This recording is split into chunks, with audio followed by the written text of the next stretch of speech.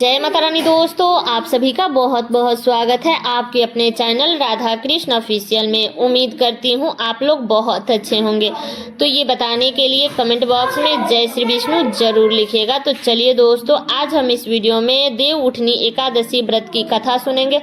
तो आप लोगों से निवेदन है कि आप लोग देव उठनी एकादशी व्रत की कथा सुनने के बाद आप लोग वीडियो को लाइक और चैनल को सब्सक्राइब जरूर कर लीजिएगा। तो चलिए सुनते हैं देव उठनी एकादशी व्रत की कथा। तो सबसे पहले आप सभी को देव उठनी एकादशी और तुलसी विवाह की ढेर सारी शुभकामनाएं। अब चलिए जानते हैं कि इस दिन हमें क्या करना चाहिए। तो आप लोग ध्यान से सुनिएगा। देव उठनी एकादशी के दिन आप अपने घर में तुलसी जी का विवाह जरूर करें कि जो भी लोग अपने घर में एक भी तुलसी लगाते हैं और तुलसी में जितने पत्ते आते हैं या उसमें से जितने पत्ते गिरते हैं उतने जन्मों तक भगवान के चरणों में स्थान बना रहता है। आपको इस दिन तुलसी जी का विवाह शालिग्राम भगवान के साथ में जरूर करानी चाहिए। जिनके घर में भी बेटी या बेटा का विवाह नहीं हो रहा है तो आप अपने घर में इस दिन देव उठनी एकादशी के दिन तुलसी और शालिग्राम भगवान का उत्सव रखें। जिनके घर में तुलसी उत्सव होता है उनके घर के जीवन सदा मंगलमय होता है। देव उठनी एकादशी के दिन भगवान श्री हरि विष्णु को जागृत किया जाता है घड़ी घंटी बजा करके।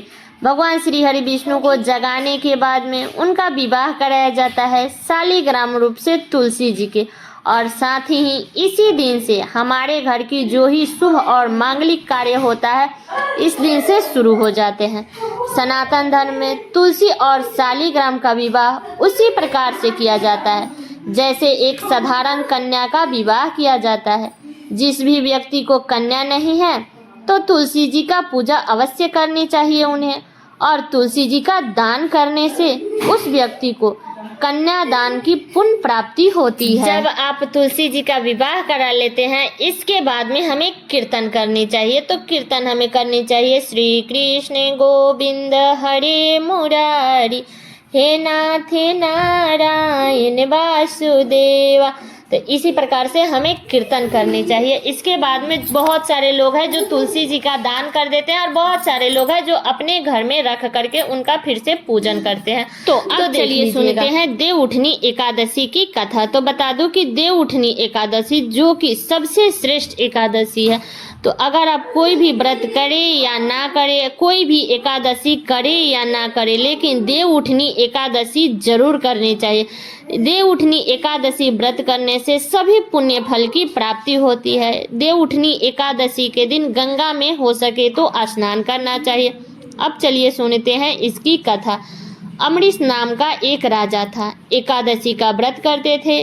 एक दिन अमरीश एकादशी का व्रत किया और द्वादशी के दिन अपने हाथ से गेहूं को पीसा, आटा गूथा और रोटी बनाकर सब्जी दाल बनाकर भगवान से इतना प्रेम करते थे कि वे दूसरे के आटे से भगवान को भोग भी नहीं लगाते थे। इतना बड़ा राजा होने के बाद भी अमरीश खुद भगवान के लिए भोजन बनाते थे, भगवान के बर्तन धुलते थे, भगवान के वस्त्र धुलते थे और अमरीश भगवान के द्वार पर खुद अपने हाथों से झाड़ू भी लगाते थे।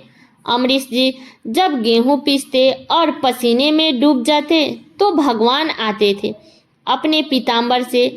भगवान जब अमरीश को हवा लगा रहे थे, जब अमरीश ने अपनी आंखें खोलकर देखा तो भगवान उनको अपने पीताम्बर से हवा लगा रहे थे। अब अमरीश ने भगवान से पूछा कि भगवान, आप मुझे अपने पीताम्बर से हवा दे रहे हैं, मुझ पापी को नरक भेजेंगे क्या? तब भगवान बोले कि अमरीश, तुम मुझसे इतना प्रेम करता है कि मेरा तो बैकुंठ में मन ही नहीं लगता है। मैं तुम जैसे भक्त का दर्शन करने के लिए आ जाता हूँ। तभी नारद जी वहाँ पर आ गए। तो नारद जी बोले कि आपको क्या, आप तो स्वतंत्र हैं, आप जहाँ चाहे जा सकते हैं।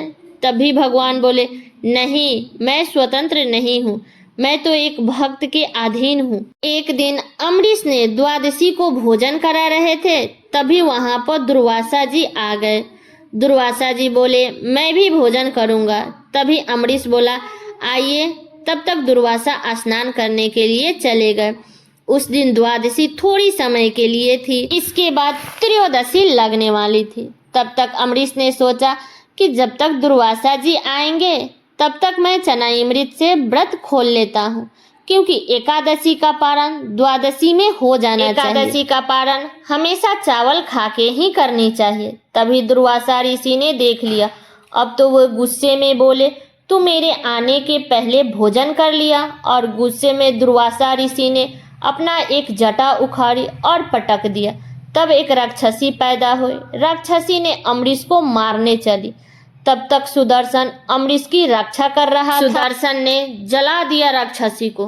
तभी सुदर्शन ने दुर्वासा ऋषि को मारने दौड़ा। तभी दुर्वासा जी भागने लगे। भागते भागते शंकर जी के पास गए। शंकर जी बचाओ। तब शंकर जी बोले, मेरे से पंगा लिया होता तो मैं बचा लेता, भगवान नारायण से कौन बचाए। तब दुर्वासा जी ब्रह्मा जी के पास गए। तब ब्रह्मा जी बोले, मेरे पास मत आओ। अब दुर्वासा ऋषि नारायण के शरण में गए। दुर्वासा ऋषि बोले, नारायण हमारी रक्षा करो, आपका सुदर्शन हमारा पीछा कर रहा है। तब नारायण बोले, देखो दुर्वासा, अगर आप हमारा कुछ बिगाड़ा होता तो माफ कर देता, लेकिन बिगाड़ा किसका है? हमारे भक्त का। तो जाओ अमरीश के चरण में जाओ, अगर अमरीश बोल देगा तो ये चक्र रुक जाएगा। तब हाथ जोड़ करके अमरीश बोला कि हे भगवान शांत हो जाइए। तब शांत हो गया चक्र और दुर्वासा ऋषि की जान बच गई। तो ये है देवउठनी एकादशी व्रत की कथा। तो ये कथा मेरा यहीं तक का था। कैसा लगा ये कथा आप लोग कमेंट करके जरूर बताइएगा। चैनल पे नए आए हैं तो सब्सक्राइब कर लीजिएगा, बेल आइकन को प्रेस कर दीजिएगा, जिससे मेरे वीडियो का नए नोटिफिकेशन आप सभी के पास में सबसे पहले पहुंचे।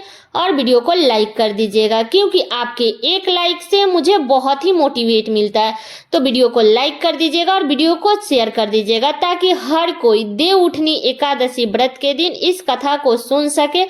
तो चलिए दोस्तों, मिलती हूँ अगले वीडियो में किसी नए वीडियो के साथ में। तब तक के लिए नमस्कार।